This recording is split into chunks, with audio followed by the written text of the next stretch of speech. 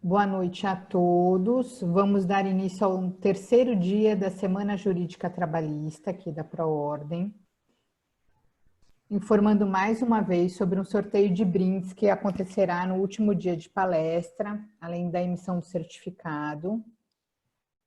Caso alguém tenha algum tipo de questionamento referente à palestra de hoje, eu vou pedir a gentileza de encaminhar pelo chat, que ao final eu faço o questionamento para a doutora Denise, ok? O tema da palestra de hoje é utilização de ferramentas e rastreamento de bens para uma execução trabalhista eficiente. A palestra será ministrada pela doutora Denise Borbarelli Greco. A doutora Denise, ela é advogada, pós-graduada em Direito Empresarial pela Universidade Mackenzie, pós-graduada em Direito Processual Civil e em Direito do Trabalho pela Pontifícia Universidade Católica de São Paulo, PUC São Paulo, pesquisadora do Grupo de Pesquisa Trabalho e Capital, GPTC, na Universidade de São Paulo, FD-USP, aluna especial em ergonomia da atividade no curso de pós-graduação da Faculdade de Saúde Pública da Universidade de São Paulo. Trabalha como coordenadora acadêmica executiva na Sampo Escola de Negócios.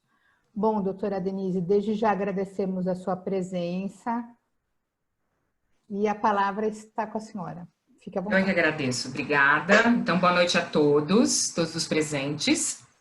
Bem, agradeço a oportunidade de estar aqui, agradeço a Proordem, na pessoa da Shirley, do Rodrigo, e também da doutora Jacira, que é responsável pela organização deste evento, então, que está fazendo com muita competência.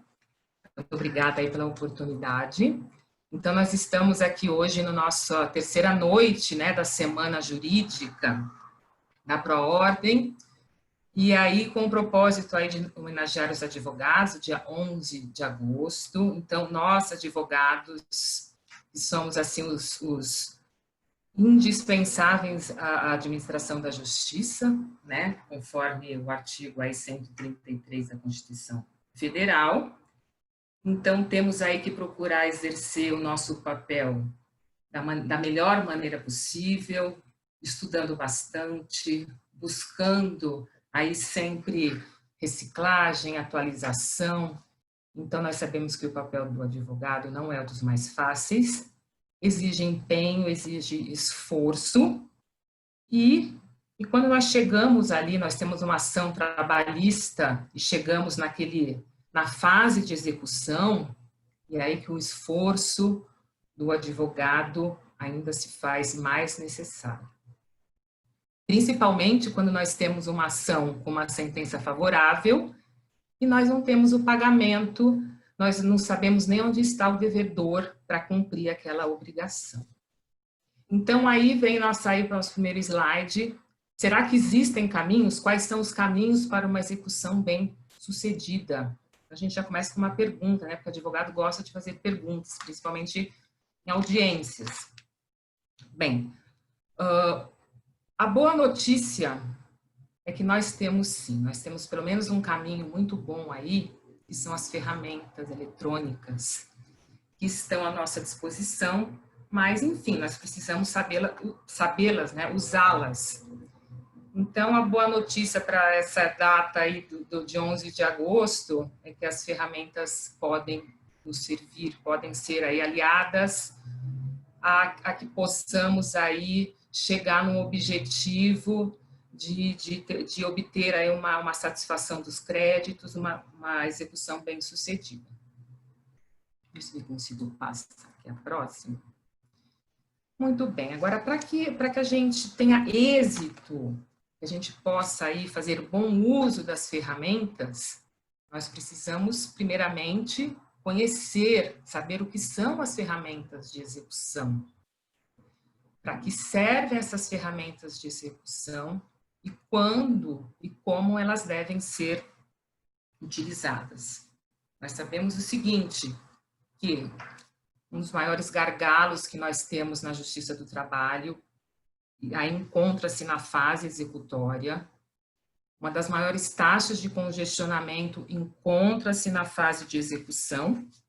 Então, para que eu venha aí adentrar diretamente nas ferramentas, que é o objetivo da palestra de hoje, proporcionar a quem está nos ouvindo a conhecer um pouco das ferramentas, saber como utilizá-las em um momento certo, eu vou falar um pouquinho, fazer uma navegar um pouquinho pela ação trabalhista, até a gente chegar aí nessa parte da execução, e para poder aí a gente conseguir compreender melhor a utilização e a necessidade dessas ferramentas. Muito bem, então o processo ele tem aí, a execução trabalhista ela tem um processo de conhecimento, depois ela passa a ação, depois vem aí propriamente dita a execução. Então sabemos que do ponto de vista do reclamante, do autor, o que ele deseja é a satisfação do crédito dele, enquanto da reclamada é preservar o seu patrimônio, seja da empresa, seja dos sócios. A fase de conhecimento. A fase de conhecimento é aquela da distribuição. Bem, até antes, né, para o advogado, eu costumo falar que a fase de conhecimento para o advogado começa até antes da distribuição da ação, porque é onde ele recebe o reclamante, é onde ele faz a entrevista, é onde ele obtém todos os dados para que ele possa elaborar a petição inicial, distribuir, selecionar documentos. Então, tem todo um trabalho aí, e é onde também ele tem que começar a se preocupar, por incrível que pareça, com o processo de execução, tá? Então, aí ele já pode começar a formular algumas perguntas, para que ele possa conhecer a outra parte, a reclamada, enfim, para que ele já possa obter informações para utilizar na futura execução que haverá realmente de acontecer. Bem, a fase de cognição, então, depois vem a produção de provas, audiências, perícias, se necessário for, e aí a gente chega aonde? Na sentença. E essa sentença, suponhamos que venha aí com uma procedência em parte, ou uma procedência completa, e aí nós temos o quê? Nós chegamos e aí depois da sentença vem a fase de recursos, recurso de um lado, recurso de outros, enfim, o processo de conhecimento ele é longo também, tá? E aí a gente vai atravessar pela fase preparatória da execução, que é a liquidação de sentença. Nós sabemos que a maior parte das execuções, elas são pecuniárias, porque os comandos decisórios, eles guardam geralmente uma obrigação de pagar quantia certa, além de uma obrigação de fazer e de não fazer. O que mais prevalece, a gente sabe, aí na Justiça do Trabalho, são as obrigações de pagar quantia certa. E as sentenças condenatórias, a rigor, elas trazem apenas o débito. E é na liquidação de sentença que haverá a fixação do valor devido. Então, sendo ilíquida a sentença, inicia-se a fase de execução. Porque o que é liquidado é o comando obrigacional, é o que está no dispositivo. Bem, é requerido geralmente pela parte interessada, agora por conta até da reforma trabalhista, isso prevalece, ou determinada de ofício, se a parte tiver desassistida, enfim, devendo respeitar os limites estabelecidos na sentença, e após a homologação, o devedor é intimado para o pagamento, sob pena de penhora. Muito bem, então até aí nós estamos nessa fase da liquidação. Aí a gente adentra na fase da execução propriamente dita, porque nós queremos que o nosso crédito seja satisfeito. Aquele crédito reconhecido no título executivo, a execução está aí para atender. Bem, execução, rapidamente. O que visa a execução? A constrição, que são os atos de penhora nessa fase, a expropriação, alienação de bens, para a efetiva satisfação do direito. Muito bem, então nós temos aí, se o devedor, temos aí 3 situações, na verdade. Ou o devedor, ele paga, ele é citado para o pagamento, e ele cumpre a sua obrigação, esse é o melhor dos mundos, gostaríamos que fosse assim, tá certo? Ou ele é citado e ele não paga porque realmente ele não tem condições para isso. Isso pode acontecer, isso acontece muito. Ou ele até tem condições de efetuar o pagamento, mas ele não paga porque ele se omite, ele usa de artifícios para ocultar, para desviar os seus bens. E aí é um cenário em que o advogado realmente se sente mais inseguro e ele pergunta, e agora o que eu vou fazer? O que eu vou fazer para atingir o patrimônio, para localizar o patrimônio, para saber o que está acontecendo? E vem aí a função das ferramentas para que ela possa auxiliar o advogado. Mas as ferramentas existem, mas devem ser bem utilizadas. Deixa eu ver se eu coloquei aqui. O que são essas ferramentas? As ferramentas, elas são os mecanismos para dar efetividade à jurisdição. Ou seja, a sentença, proferir uma sentença favorável, eu estou falando sentença, mas a execução pode, lógico, recair em um acordo que não foi cumprido, tá?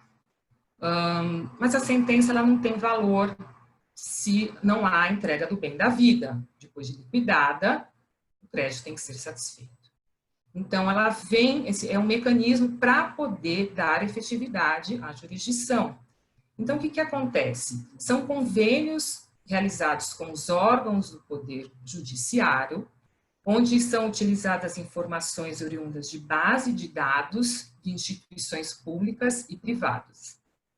Ela serve, na verdade, esses mecanismos todos visam agilizar a solução dos processos. É o único meio que nós temos? Não. Um dos caminhos mais fáceis com tecnologia são as ferramentas eletrônicas.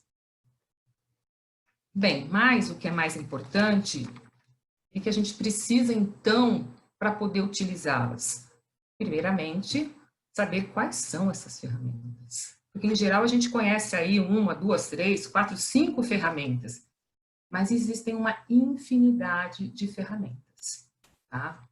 Outra situação, como utilizar, qual que é o momento certo? É simplesmente, quantas ferramentas existem? Existem 20, vou pedir as 20.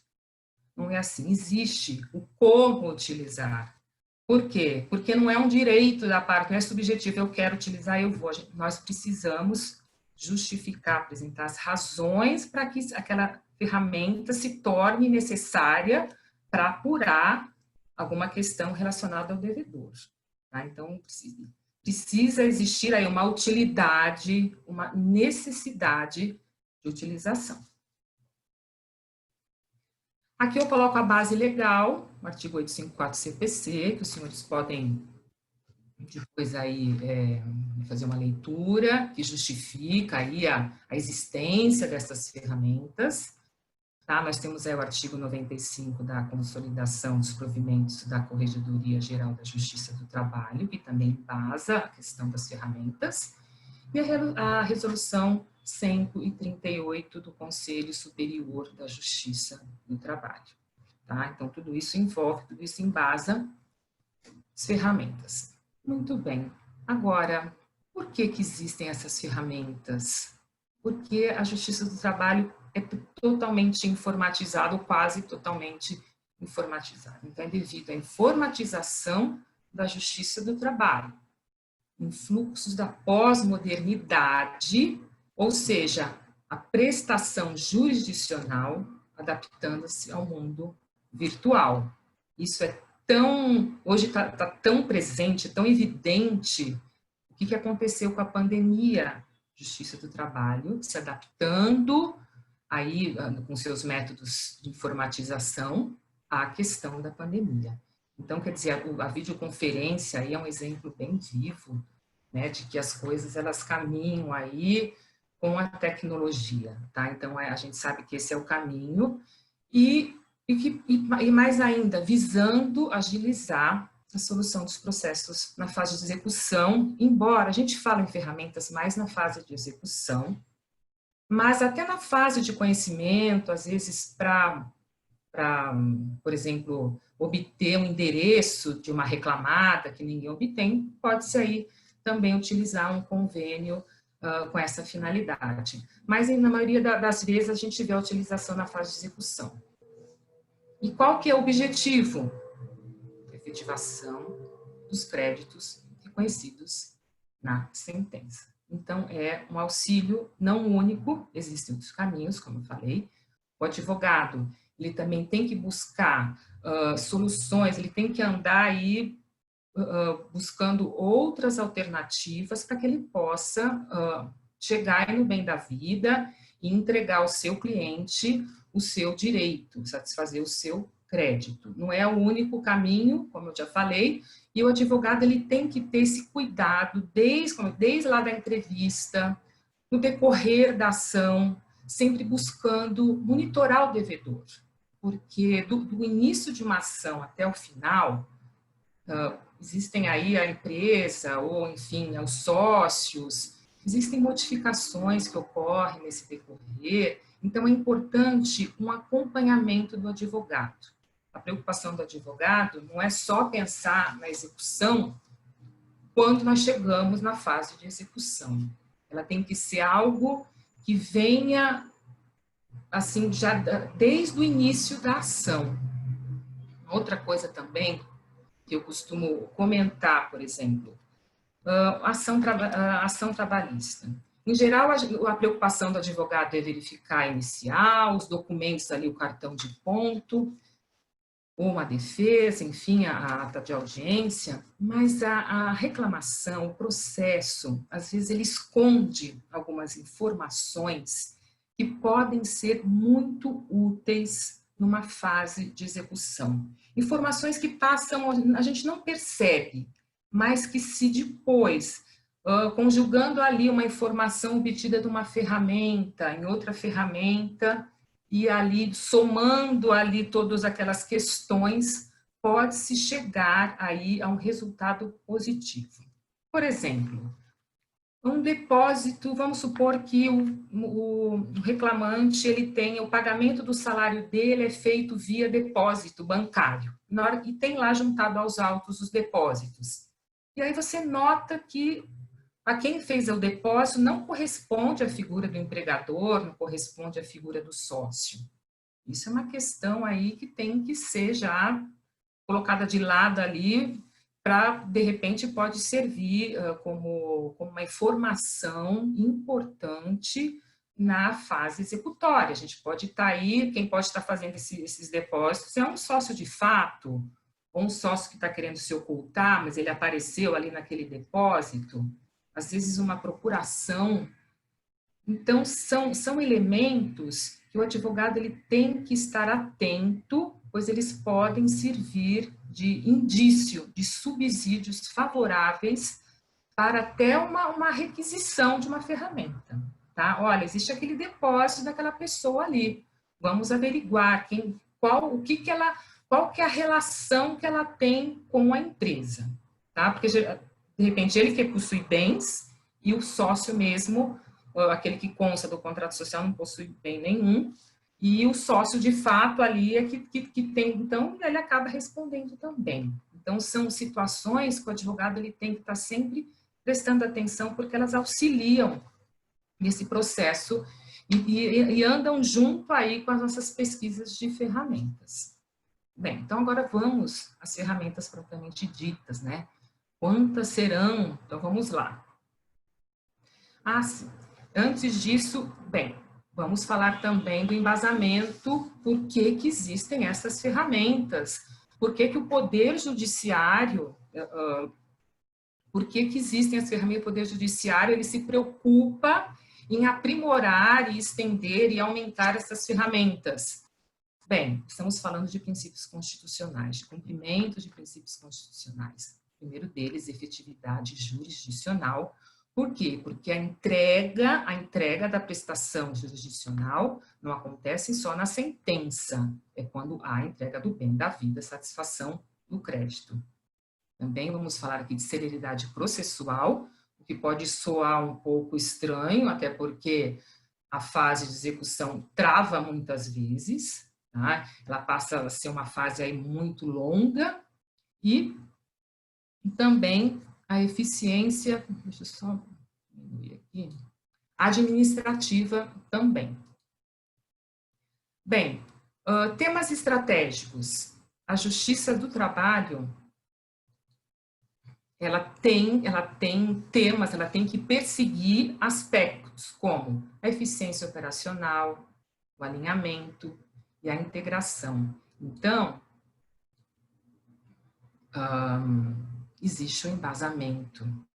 A Justiça do Trabalho, estou falando do Poder Judiciário, porque as ferramentas, elas extrapolam aí, ela é o Poder Judiciário, inclusive as ferramentas que eu vou apresentar, a grande maioria delas, todas se aplicam também no civil, em outros departamentos aí, não é só para nós, Justiça do Trabalho, tá? É para o Poder Judiciário de uma maneira geral. Então, é possível, então, pensarmos em rastreamento de patrimônios nos processos trabalhistas, com todos esses embasamentos que eu acabei de colocar para os senhores. E também, antes de entrar aqui nas ferramentas propriamente ditas, o que eu sempre recomendo, que eu sempre comento em relação à fase de execução propriamente dita, é que o advogado, ele precisa conhecer a legislação a respeito, ele precisa estudar, ela requer estudo. Às vezes, nós passamos por algumas questões, até porque, olha, mas tem aquele artigo lá no CPC que trata sobre isso. Então, quer dizer, a CLT, ela trata sobre a execução, mas nós temos a Lei de Execuções Fiscais e também o CPC, também que todos eles regem aí a questão da execução. Então, o advogado tem que estar aí, no mínimo, alinhado com os mandamentos legais para facilitar a vida dele na hora que ele estiver nessa fase de execução. Entrar com enfim, recurso, embargos, tudo requer aí um conhecimento do assunto. É importante, então, a gente também se preocupar com essa questão. O agravo de petição, enfim, a execução é uma fase rica, né? Rica de conhecimento que exige do advogado, aí um empenho nesse aspecto. Então, vamos lá agora as nossas ferramentas. Então, aqui eu trago para vocês alguns exemplos, tá? Que nós vamos comentar vários deles hoje, tá certo? Eu gostaria de falar de todos, mas o tempo não nos vai permitir que isso aconteça, tá? Até porque as ferramentas, elas possuem várias funcionalidades específicas e, às vezes, outras que a gente nem imaginava que elas possuem. Eu vou dar exemplos aqui para vocês. Vamos lá. Vamos comentar algumas dessas ferramentas que eu estou apresentando a vocês. E eu vou... São aqui, olha. Aqui, eu fiz uma lista aqui do rol. É um rol exemplificativo. Não esgota a quantidade de ferramentas existentes, tá? Aqui foi elencado aqui algumas ferramentas e vejam que não são poucas, cada qual com a sua funcionalidade, cada qual dirigida a uma situação, tá? Então, vamos lá.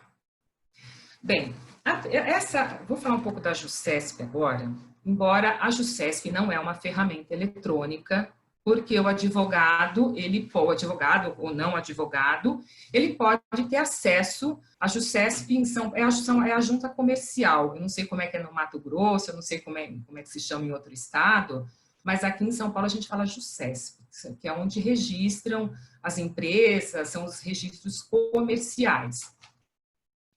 Bem, muito bem. Apesar de não ser uma ferramenta, eu deixei aqui como a nossa primeira pesquisa a ser feita. A pesquisa deve começar de preferência pela JuCesp, pois é onde fica gravado o histórico da empresa. Então, o que ela permite que a gente analise? Aliás, lá na entrevista já é bom dar uma pesquisada na JuCesp para ver se a empresa, enfim, existe, para ver a situação da empresa, tá? E é uma ferramenta, vou falar ferramenta embora nem seja, né? Que é sempre útil renovar a pesquisa, porque as modificações acontecem ao longo do processo. Então, só com a JuSesp, nós já sabemos quem são os sócios, quem entrou, quem saiu, endereço, capital social. Então, ela contempla algumas informações que lá antes de entrar até com a própria ação, já nos auxilia, a gente já sabe onde a gente está pisando, tá? Com a JuSesp. Muito bem. Agora a gente vai para Bacenjude. Bacenjude, acho que todos aí devem conhecer, pelo menos é uma das ferramentas mais comuns, mais solicitadas. É assim, elas são as ferramentas básicas. Vamos colocar o seguinte, existem algumas ferramentas que são básicas e aquelas que são mais específicas, mais complexas, para uma situação determinada. Bacenjude é a primeira da lista, digamos assim, tá? E a gente nem precisa pedir, o próprio juízo, ele muitas vezes ele já se encarrega de pedir pelo menos as principais, as ferramentas mais básicas, tá? Bem, qual que é a função do Bacenjude? É procurar os ativos dos credores, é bloquear ativo dos devedores, desculpa. Ou a requisição de informações, tá? Bem, o que eu posso falar de interessante do Bacenjude? O Bacenjude, ele é uma ferramenta também que ele auxilia, apesar da função básica, a função principal do Bacenjude, seja o bloqueio de ativo de devedores, ou seja, ele vai mostrar os SAUs, extratos, enfim, a requisição de informações. Ele também tem uma funcionalidade que eu acho interessante, que pode servir também, por exemplo, ela possui, a instituição bancária, ela traz o Bacenjude os 3 últimos endereços do devedor, tá? Então, quer dizer, em geral, devedores ou sócios, vamos falar devedor, empresas e sócios, vamos supor que já esteja aí no polo passivo não só a empresa, mas já teve desconsideração, estão aí os sócios também. Então, o que ela permite, que auxilia, e o que eu já vi pedindo até na fase de conhecimento, porque não se sabia o endereço da reclamada, ela traz os últimos 3 endereços. E, em geral, os endereços estão atualizados, porque para uma instituição bancária, ninguém vai omitir ou colocar um outro endereço, tá? Então, se a gente observar, ela traz endereço que pode ajudar também na busca da empresa. Bem, Cisbajude,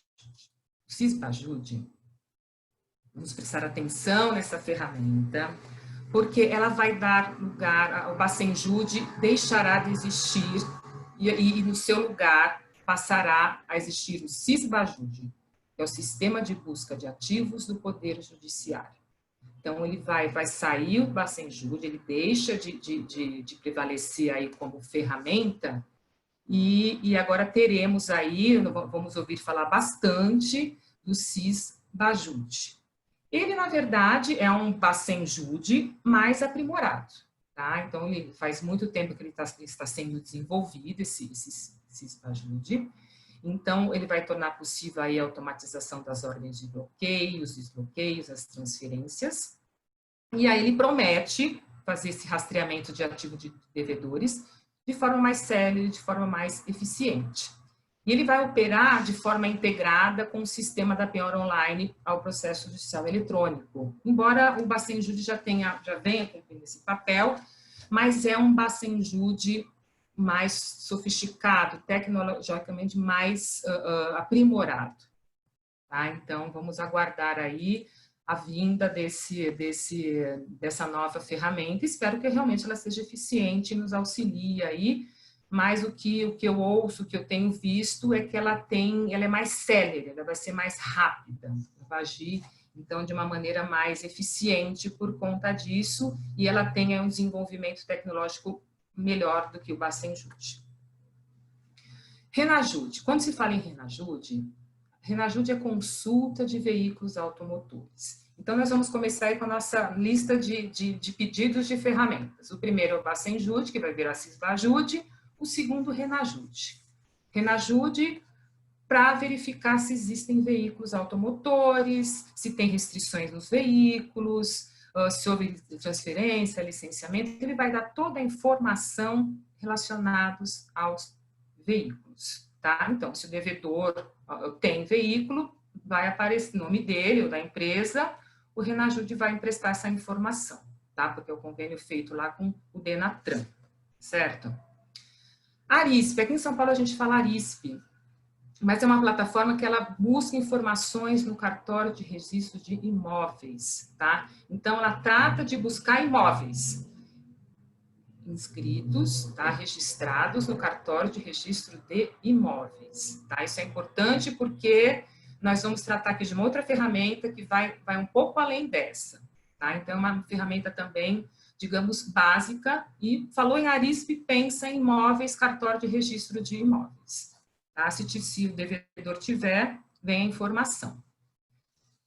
Outra ferramenta, e essa ferramenta ela é muito importante, eu gosto muito dela porque ela tem muitas funcionalidades, porque é aquela a Infojude é aquela que busca dados perante a Receita Federal.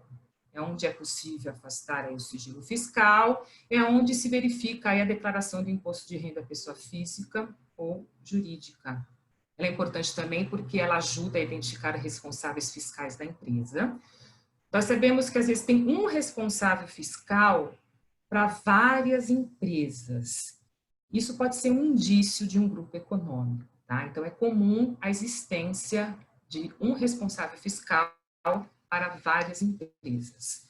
Quando isso acontecer, isso pode aí já acender aquela luz vermelha da existência ou não de um grupo econômico. Por que que tem um responsável fiscal para várias empresas? Tá? Então, se vier essa informação aí no Infojude, é bom pesquisar, é bom averiguar, tá? Bem, Infojude, como eu falei, tem outras funções bem interessantes, e eu coloquei uma delas só, que é o DOI, chama DOI, Declaração de Operações Imobiliárias. Então, quando a gente for solicitar a Infojude, pode colocar assim, solicito convênios Bastenjude, Arisp, e Infojude/DOI, tá? Que é a Declaração de Operações Imobiliárias. Por quê? Por quê que é importante? Porque os cartórios, eles devem informar a Receita Federal a todas as transações imobiliárias, inclusive aquelas que não estão registradas no registro de imóveis, ou seja, inclusive aquelas registradas no cartório de notas. Às vezes é proposital o devedor não efetuar o registro do imóvel no cartório de registro de imóveis. Ele consta só do cartório de notas para que ele não saia, essa informação não venha à tona, tá? Mas o DOI, ele alcança as transações imobiliárias realizadas no cartório de notas. Tá? Então, isso é muito importante, porque a gente consegue chegar ali naquele imóvel que não apareceu na ferramenta que eu acabei de falar para vocês. Tá bom? Então, aí, a gente pode pensar na conjugação de utilização de ferramentas. Então, aí pede o Infojude, junto com o DOI, junto com a Arisp. Então, por quê? Porque nem sempre a ferramenta, ela atinge toda a finalidade que nós estamos necessitando. Deixa eu só desligar aqui. Bem. Muito bem, agora vamos falar disso então. Infojude, então, ela tem outras funcionalidades, infelizmente eu não vou conseguir colocar todas, mas uma muito importante que pode ser solicitada é a questão do Infojude, a questão do DOI, cartório que abarca aí o cartório de notas. Outra ferramenta que é importante, CENIB, que é a Central Nacional de Indisponibilidade de Bens, ela torna os bens indisponíveis, ela determina o bloqueio geral do patrimônio. Então, ela também, aí a gente pode colocar que ela faz parte das básicas, porque faz pesquisa em veículos, imóveis, conta bancária e já providencia a indisponibilidade dos bens existentes, tá? E a curiosidade em relação ao CENIB, infelizmente, ela não alcança os bens registrados em cartório de notas. Ela não consegue tornar disponíveis esses bens. Então, a gente espera que essa ferramenta ela seja aprimorada para que ela possa também atingir esses imóveis aí dos cartórios de notas também. Mas ela é uma ferramenta importante. E outra coisa também importante, que é importante colocar, principalmente quem é da reclamada, quem atua mais para reclamada. Uma vez indisponibilizados esses bens pelo juízo, através dessa ferramenta, ele só volta a ser disponibilizado, ainda que tenha pagamento, ainda que se resolva toda a situação, quando o juiz ele der baixa nessa indisponibilidade. Então, é importante, se o CENIB já tornou indisponível esses bens, depois é importante solicitar para o juiz para que ele dê baixa nisso, porque ele fica com status de indisponível até que se dê baixa. Então, isso é uma questão importante também. Então, vamos seguir aqui com as nossas ferramentas, nós temos muitas ainda.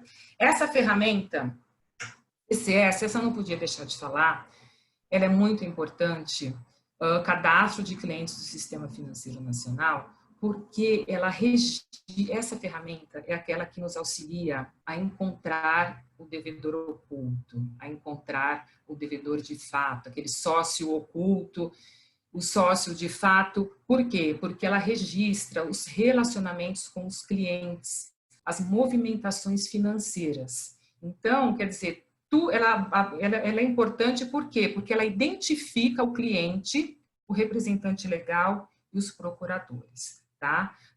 Instituições financeiras nas quais o cliente mantém os seus ativos e os seus investimentos. Então, é importante, ela não informa valores, saldos, não, ela informa relacionamentos. Isso é importante, se a gente tem algum indício de que tem, como eu falei para você lá no começo, olha, vamos de repente ter um recibo de depósito, que não tem ali nenhuma aparente ligação com os sócios ou com a própria reclamada, tá? De repente, ele tem aí, se verifica que ele já teve várias movimentações, entrelaçou aí com a empresa, então, de repente, ele pode aparecer através dessa ferramenta o sócio oculto, o sócio de fato, o laranja, o testa de ferro, enfim, são vários nomes que a gente escuta por aí. Então, essa ferramenta, ela já não é aquela que a gente diz que são as básicas. Ela requer aí um indício da existência de alguém que não seja aí do quadro do contrato social, que seja aí obscuro o relacionamento, tá? Então, a gente tem que ter aí algum indício, alguma justificativa que venha para poder solicitar essa ferramenta. Ela é um pouco mais específica, então agora já estou aqui colocando as ferramentas mais específicas. Essa ferramenta é excelente também. Tá? Olha que interessante, aonde a gente pode conseguir informações. O SENSEC, que é a Central Notarial de Serviços Eletrônicos Compartilhados, ela presta informações sobre a existência de testamentos, procurações, divórcios, inventários, tá? Então, o que pode acontecer? O devedor, ele pode resolver se divorciar até para proteger o patrimônio. Ele deixa ali se é o sócio, deixa para a esposa, se for sócia, deixa para o marido. Então, isso nos permite verificar em todos os cartórios do Brasil. Aqui em São Paulo a gente fala da CAMP, mas ele abrange todos os cartórios do país, toda a existência. Ele aponta ele não aponta, lógico, o divórcio em si, ele aponta aonde existe movimentação nos cartórios. E aí é pedir expedição de ofício para esses cartórios para saber o que está acontecendo.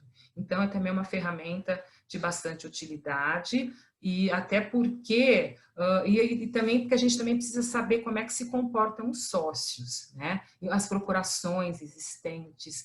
Procurador tem que ver também com uma certa reserva, lógico que eu não estou falando de todo mundo, né?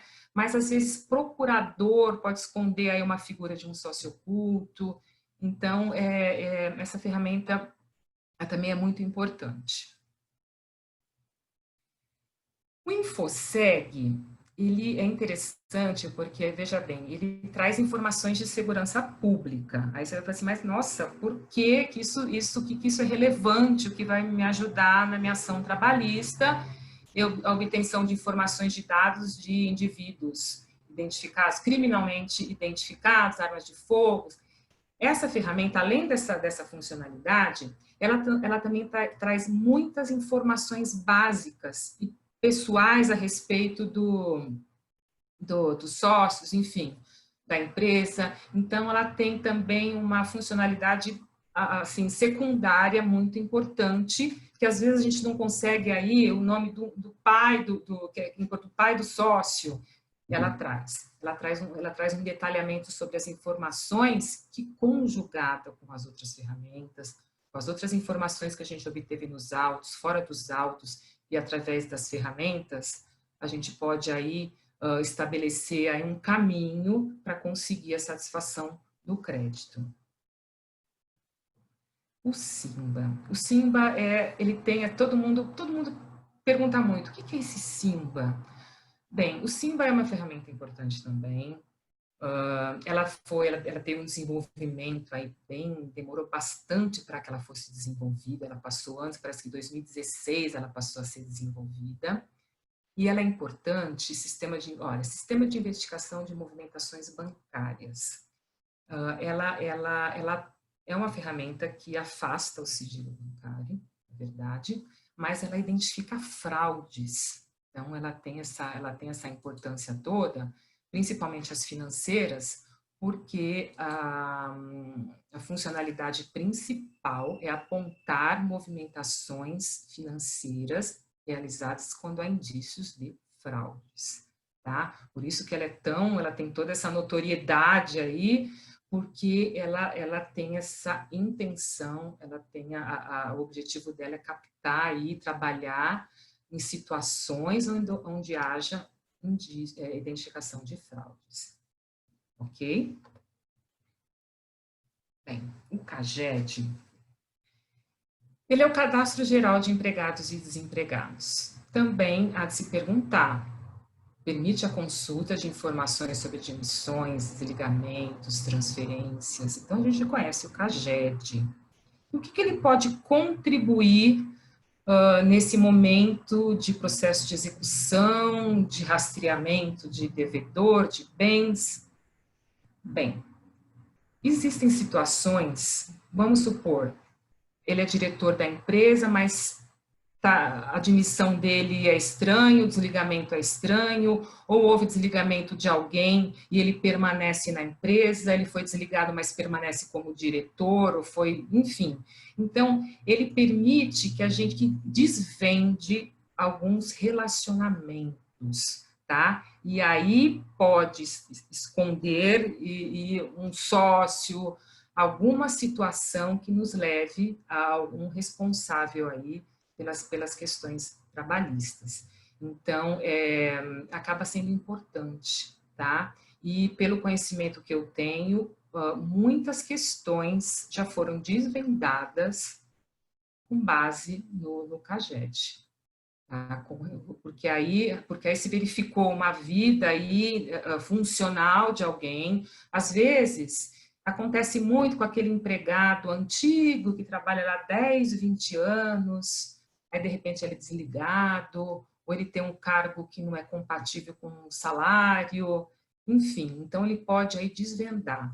É lógico que a gente fala aí numa utilização dessas ferramentas de forma conjugada, é pegar uma informação dali, outra daqui, o que consta dos autos, o que o advogado já tratou aí fora dos autos, para a gente poder chegar. Então, essas ferramentas, quando utilizadas de forma correta, num tempo certo, porque sem aquela ansiedade de se antecipar e já pedir tudo, elas podem ter um efeito muito positivo nas execuções e pode trazer uma facilidade bem grande para o trabalho do advogado. Lógico que isso não é rápido, você pede, aguarda o resultado, depois estuda o resultado, pede outras, juiz defere ou não defere, aí se não defere, aí agrava de petição, enfim. Mas é um processo que ele pode resultar favoravelmente para o advogado e, consequentemente, para o cliente,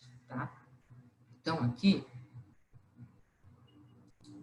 Então, existem situações que podem ser trabalhadas, como eu falei, além da utilização das ferramentas, ou atitudes que podem ser tomadas antes de se chegar à fase de execução. Como eu falei no início, a execução ela tem que ser pensada antes do ajuizamento da ação, tá?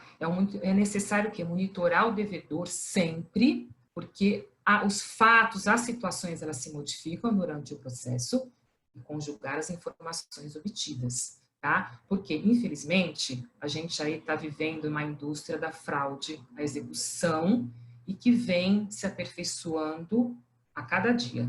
Infelizmente, é essa a nossa realidade, tá? Então, enquanto nós estamos aqui agora buscando soluções para a satisfação do crédito, para que essa ação que foi favorável, esse acordo que, enfim, que foi feito e não foi cumprido, para providências para que a gente tenha essa satisfação, por outro lado, existe também outros que estão pensando em argumentos, em, enfim, questões para poder mascarar, para poder blindar o patrimônio, para que esses bens eles se distanciem cada vez mais, né? Então, então é por aí, gente. Então, vamos aí trabalhar e buscar conhecer bem essas ferramentas, tá? O site do TST traz, então, essas ferramentas. Quando não existem, as ferramentas elas não contemplam todas as situações, a gente sabe disso, mas aí o advogado pode se valer de expedição de ofícios, existem outras formas para que a gente pode aí acrescentar para a gente conseguir um resultado favorável. Então, é isso que eu queria dizer para os senhores. Então, é o nosso tempo que nós temos. Acho que eu já estou um pouco adiante, né? Estou um pouco atrasada ainda. Já estamos chegando quase 9 horas. Peço desculpas. Imagina, doutora Denise, foi ótimo. Os esclarecimentos foram ótimos. Nós já temos perguntas aqui no chat. A doutora Fernanda tinha feito uma pergunta, mas que a doutora acabou respondendo, que era relacionada ao Cisbajude, né? Como será o Cisbajude que substituirá o Bacenjude? A doutora Denise já respondeu, ela já agradeceu. Mas eu tenho uma pergunta. Quando que o Cisbajude vai passar a funcionar? Ótimo. Bem, existe todo um cronograma de implantação, tá, do Cisbajude. Bem, semana que vem já vai começar a ocorrer a migração dos dados, tá? Então, a data prevista é dia 25/8, tá? Então, no dia 25/8, terá início a fase de transição de um sistema para o outro. Então, aí deixará de existir o Bacenjude e passará a existir aí o Cisbajude. A ideia, tá? A informação que eu obtive é que ele começa a operar de forma plena, vamos verificar se é isso mesmo, no dia 8 de setembro. Então, tá aí, tá? E o Bacenjude está na porta. Semana que vem já começa a fase de transição, já migra os dados. Dia 8 ele está já em pleno vapor, segundo informações, e do Conselho Nacional de Justiça, e o Bacenjude ele vai ser retirado de atividade no dia 4, então a gente vai ter um lapso aí. Bom, então estamos aí, basicamente, notícia fresquinha, com o Cisbajude aí já em mãos, aí, já para operar, para nos favorecer. Que bom. Existe uma ordem rigorosa que o advogado tem que seguir para fazer a solicitação dessas ferramentas? Tá. Ele não pode pedir aleatoriamente, como você mesma já falou. Tem uma ordem a ser seguida? Ordem rigorosa não tem, tá? Não existe uma ordem rigorosa, primeiro esse, segundo esse, não. Existe uma ordem preferencial. Bacenjude, Arisp, Renajude, Infojude, que são as informações mais básicas. Quero ver se tem imóvel, se tem veículo, se tem saldo na conta bancária. Essas são as mais básicas, digamos. E de coisas mais específicas. Mas não há uma ordem rigorosa, de acordo com a necessidade, de acordo com cada processo. Sim, nós notamos que as varas, elas inicialmente começam com esses mais básicos e quando o advogado tenta pedir os mais específicos, elas relutam em informar que não, ou que não tem, ou pede Exatamente. para justificar, ou não, ou simplesmente indefere. Sim. Por conta disso, há uma demanda maior de agravos, né? Por conta Exatamente. dessas decisões, né? Exatamente. É, Esse é o problema. exatamente. A doutora Clara mandou uma pergunta aqui no chat, eu vou ler. Pode-se utilizar a informação através do Renajude sobre venda de um veículo na constância do processo como hipótese de se desfazer de patrimônio?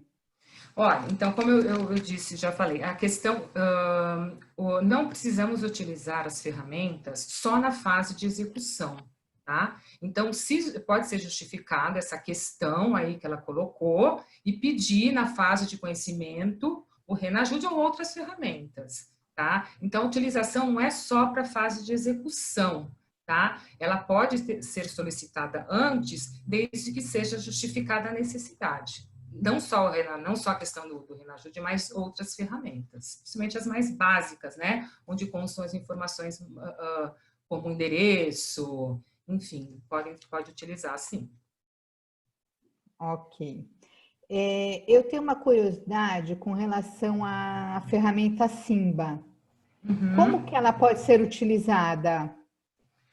Bem, o Simba, ele tem todo mundo tem todo é o que eu falei, Um muita gente ritual? pergunta, ela tem todo mundo gosta dessa ferramenta, enfim, na Uhum. verdade a ferramenta, ela não é um direito subjetivo da parte, tá? Eu quero então eu quero o Simba, vamos utilizar assim, ela tem que ser requerida em juízo, tá? Essa Ótimo. ferramenta Simba, ela tem, na verdade, muitos juízes, eles são meio reticentes em deferir essa ferramenta, porque ela implica na quebra do sigilo bancário, tá? Então, existe uma relutância aí. Ela pode ser utilizada, mas ela não serve para todas as demandas, é só para situações específicas, quando há indícios de fraude, quando isso está bem caracterizado e quando a gente tem condições, então, de fazer o pedido. Caso contrário, os juízes vão deferir, entra-se com agravo de petição, e o que eu tenho notado é que esses agravos estão sendo acolhidos, tá? Então, eu estou vendo Que aqui ótima notícia. mas quando chega no TRT, parece que eles são mais maleáveis nessa situação, mas é uma ferramenta que ela tem que ser utilizada mesmo com cautela, tá? Porque ela tem uma finalidade específica e ela expõe mais o devedor, né? Logicamente. Sim, então ele chega na segunda instância, aí eles põem o pessoal da primeira instância para trabalhar um pouquinho na execução. Aí volta e tem É, tem que mandar pesquisa para o Simba, em relação ao sim. Simba. A doutora Roseli de Pádua Neri mandou uma pergunta. O Simba é muito complexo. Pode-se pedir interpretação pelo perito da vara? Olha, eu já me deparei com essa questão. É muito complexo mesmo. O advogado, raramente, ele vai ter condições técnicas de avaliar o Simba, tá? Mas pode ser solicitado, pode ser colocado essa questão ao juiz, até porque é um documento sigiloso, não é todo mundo que vai ter acesso a esse documento, então ele vai ter que pedir a permissão do juízo para que ele seja analisado pela figura que não seja o advogado da causa, no caso. Ok. Mais alguém tem algum questionamento? Pode encaminhar pelo chat. Doutora Clara, já encaminhei, parece que já foi encaminhado para a senhora os slides da aula de ontem. Dá uma conferida, por favor. Doutora Denise, a senhora, junto com o doutor José Carlos, vocês têm um curso exatamente sobre essa parte de ferramentas e rastreamento, né? Já tiveram uma primeira turma na Proordem. Tem como falar um pouquinho do curso? Porque abrange um pouco mais de conhecimento sobre as demais ferramentas, não é isso? Exatamente. Bem, primeiramente, o professor José Carlos está presente, né, que é também idealizador do nosso curso. Nós estamos aqui falando de uma parte do nosso curso. Nosso curso, ele se estende um pouco mais. Nós vamos falar do primeiro momento da execução, o segundo momento da execução, o terceiro momento. Nós falaremos das ferramentas, dessas além de outras, e destas e mais funcionalidades que essas ferramentas possuem. Como eu falei, eu fiz um apanhado aqui, mas as ferramentas elas possuem várias funções. E a gente pode explorar a funcionalidade dessas ferramentas e também tratar de chamar atenção aos advogados de caminhos que podem ser tomados que não sejam só as ferramentas. Tá? Então, por exemplo, a questão dos bens dos cônjuges, a questão da conta poupança, que às vezes é utilizado como conta corrente, a gente vai falar do sócio oculto, do sócio retirante, daquele que desvia o patrimônio. Então, nós vamos abordar alguns temas que são importantes, que são relevantes e que devem ser trabalhados também juntamente com as ferramentas e aquelas providências, digamos, que o advogado tem que tomar no dia que o cliente entra no escritório pretendendo ajuizar a ação, no decorrer do processo de conhecimento e depois ali já no processo de execução, com todos os elementos que ele captou durante o processo de conhecimento.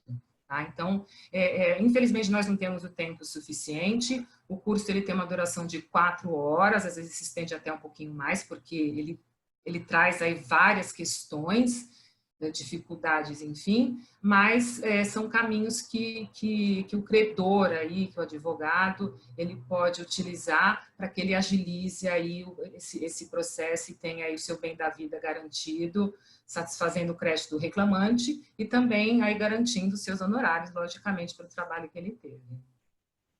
Sim, eu deixei no chat o celular do ProOrdem para conversar com a Sheila e caso alguém tenha interesse a respeito desse curso, porque vão formar uma outra turma agora, né? A doutora Clara encaminhou mais uma pergunta. Qual a ferramenta que nos traz os processos em que o devedor, no caso então, é credor e tem sentença favorável ou de recebimento de bens ou quantia, espécie, ou também que terá frutos futuros? É o SENSEC? Vamos lá no SENSEC.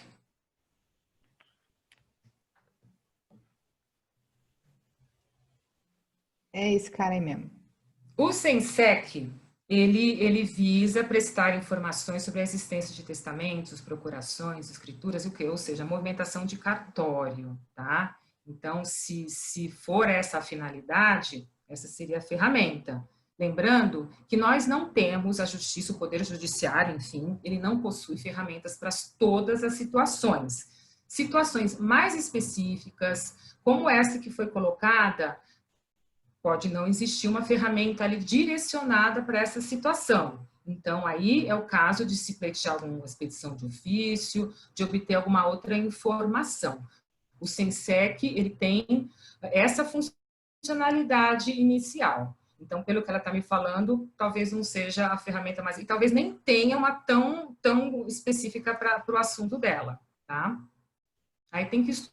Ela pode obter informações de várias outras ferramentas, conjugar essas informações para ela poder aí ter aí a conclusão a respeito do que ela está querendo saber. Sim, eu pensei também em busca junto às certidões junto ao cível, às vezes em algum inventário, algum quinhão que ele venha receber, ou certidão junto ao TRT mesmo de alguma reclamação trabalhista que ele tenha. Exatamente. Aí, quer dizer, não é uma ferramenta que vai fornecer, não, pelo que, mas ela pode solicitar essas certidões aí perante acho que vai depender mais do trabalho fora do advogado, né? Exatamente, aquela providência, aquela correria do advogado em relação a isso. Diária. Ela complementa dizendo, nesse caso também pode juntar as informações do ESAGE, que é do cível. É isso, né? Pode, exatamente. Sim, falando, né? sim, tudo contribui, porque até porque essas ferramentas elas funcionam, não é só para o TRT, para o TST, no caso, ela abrange todo o Poder Judiciário, tá? Que também utilizam também dessas mesmas ferramentas. Agora é só sair executando, viu, doutora Clara? Tanto o doutor Benedito quanto a doutora Valdirene, salvo engano, estão questionando sobre os slides da palestra de hoje, se a doutora Denise vai disponibilizá-los. Sim, posso disponibilizar, sim. Até porque isso fica como lição de casa, né? Porque eu passei uma infinidade aí de ferramentas e a gente depois acaba esquecendo cada uma, então, a função de cada uma delas. E aí depois, com aí os slides, aí com o material na mão, isso já ajuda até a gente saber qual caminho seguir, tá? Eu tenho as minhas aqui, eu tenho aqui que eu vou consultando e vou verificando e vou conjugando aí as informações e as pesquisas. Sim, será disponibilizado, sim. Eu também tenho umas colinhas também.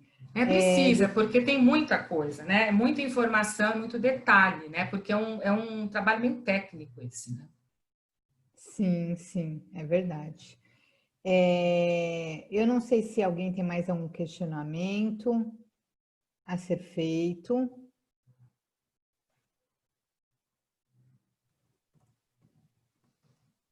Se não tiver, eu já vou. Tem, não, nós temos. Você não está livre ainda, não, viu, doutora Denise? Pode se acalmando, Vamos o pessoal lá. está querendo executar. O povo está querendo executar. Doutor Benedito pergunta: a doutora Denise sabe informar se existe alguma ferramenta para pesquisar se o devedor tem algum precatório para receber e se é possível pedir penhora desse precatório? Ferramenta não há, porque para saber se tem o precatório, aí seria o caso de obter alguma certidão, aí teria que verificar nos processos aí, cada um pedir as certidões e ir de processo em processo. Não tem uma ferramenta específica para isso, tá? Pelo menos no rol conhecido, lembrando que nós estamos trabalhando aqui com rol exemplificativo e a cada dia esse rol ele vai aumentando, tá? Então, hoje nós temos aí e melhorando, existe um aprimoramento tecnológico aí muito interessante, tá? Então, eles existem, mas eles são melhorados a cada dia. Agora, para essa funcionalidade, não há, tá? Salvo engano, não há.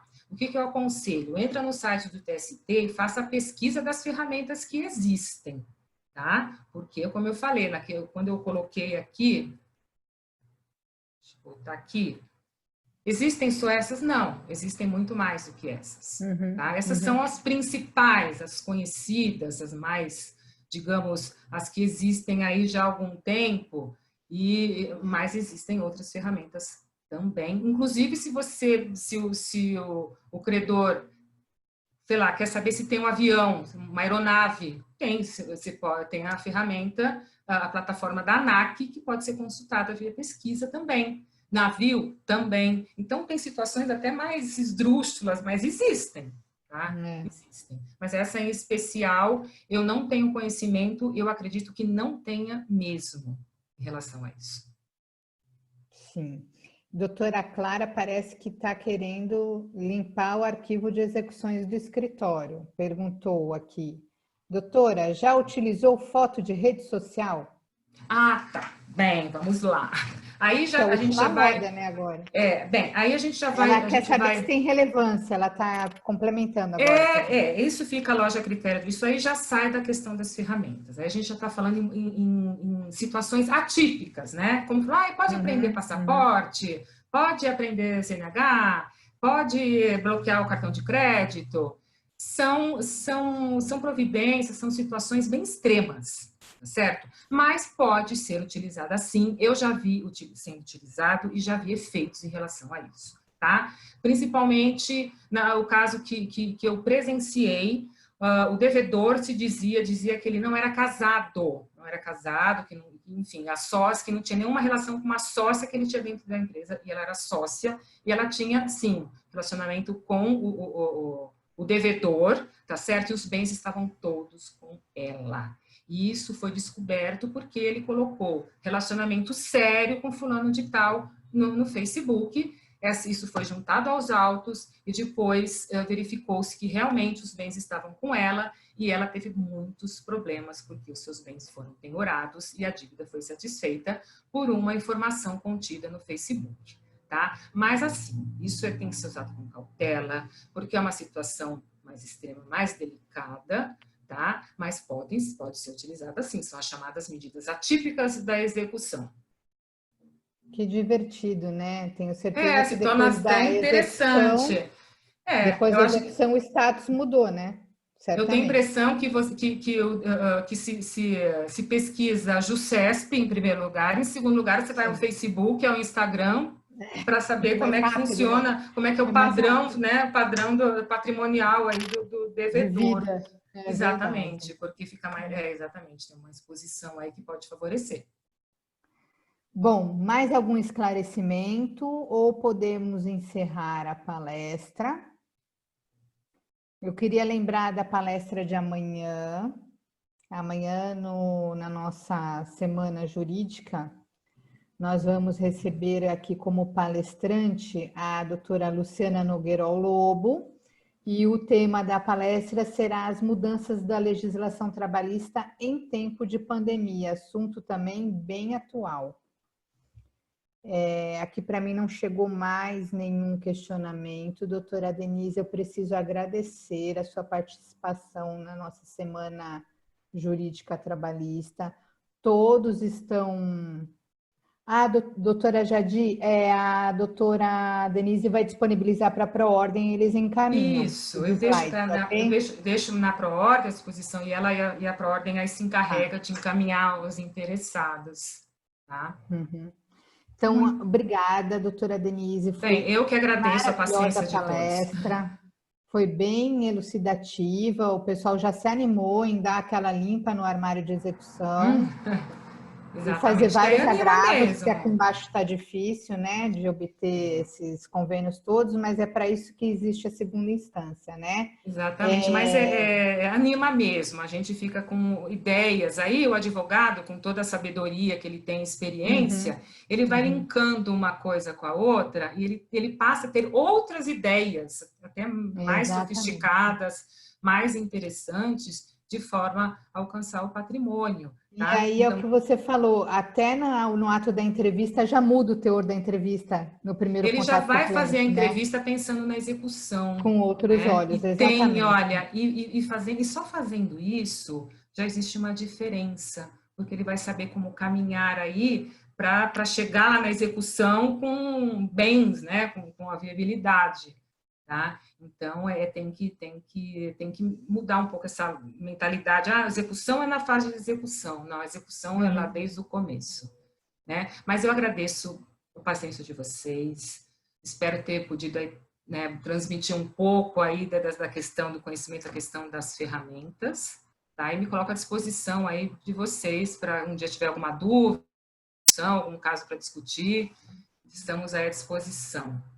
Eu agradeço, então, a Proordem mais uma vez, agradeço a doutora Jacira pela excelente apresentação, uma excelente participação, muito Obrigada, obrigada, imagina. e a todos os presentes. Um grande Sim. abraço. Shirley, você encerra? Encerro. Obrigada, viu, doutora Denise? Sempre quando você vem aqui no Proordem, com muita competência, todo mundo gosta demais das suas explicações, e o curso seu com o doutor José Carlos foi um sucesso aqui no Proordem, bastante esclarecedor. Muito obrigada mesmo por participar da nossa primeira semana jurídica trabalhista. Obrigada, Eu que Marco. agradeço. Marco hoje está quietinho. Obrigada, doutora Jacira. Acanhado. Obrigada a você, Shirley, pela oportunidade. E a gente Obrigada espera mais todos uma vocês vez. amanhã também.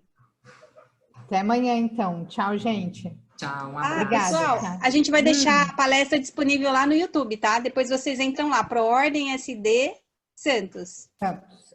Coloquei aqui no chat. E só para não esquecer, na sexta-feira, dia 21, tem um sorteio e tem a melhor palestra de todas, que é a minha. Tá certo. É uma palestra interessante. Direito simular Também, realmente. Isso aí. Tchau, boa noite. Tchau, gente. Tchau, boa noite a todos.